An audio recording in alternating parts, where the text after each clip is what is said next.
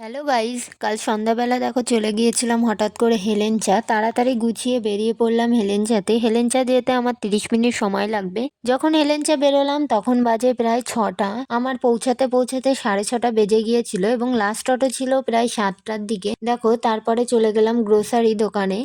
এই দোকান থেকে দেখো নিয়েছিলাম অনেকগুলো বিস্কুটের প্যাকেট, তার সঙ্গে একটি কর্নফ্লাওয়ার এর প্যাকেট এবং তারপর চলে আসলাম চপের দোকানে। দেখো এই চপগুলো খেতে কিন্তু দারুণ টেস্টি এবং হেলেঞ্চার নামকরা দোকান। বাড়ি এসে তো পুরোই অবাক হয়ে গেলাম। বাড়ি এসে দেখি মা আবার চপ ভাজছে।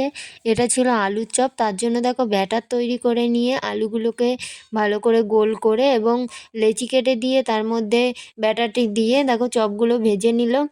এই চপগুলো খেতে কিন্তু দারুণ টেস্টি হয়েছিল। তোমরা কে কে চপ খেতে ভালোবাসো অবশ্যই কমেন্ট করে জানিও। এবং রাত্রেবেলা দেখো তৈরি করেছিলাম এগ কারি। এগ কারি তৈরি করার জন্য ডিমগুলো কেটে নিয়েছিলাম। ভিডিওটি কেমন লাগলো অবশ্যই কমেন্ট করে জানিও। ভিডিওটি ভালো লাগলে অবশ্যই লাইক কমেন্ট শেয়ার করো এবং চ্যানেলটিকে সাবস্ক্রাইব করে পাশে থেকো। সকলে ভালো থেকো, সুস্থ থেকো। আজকের ভিডিওটি এই পর্যন্ত।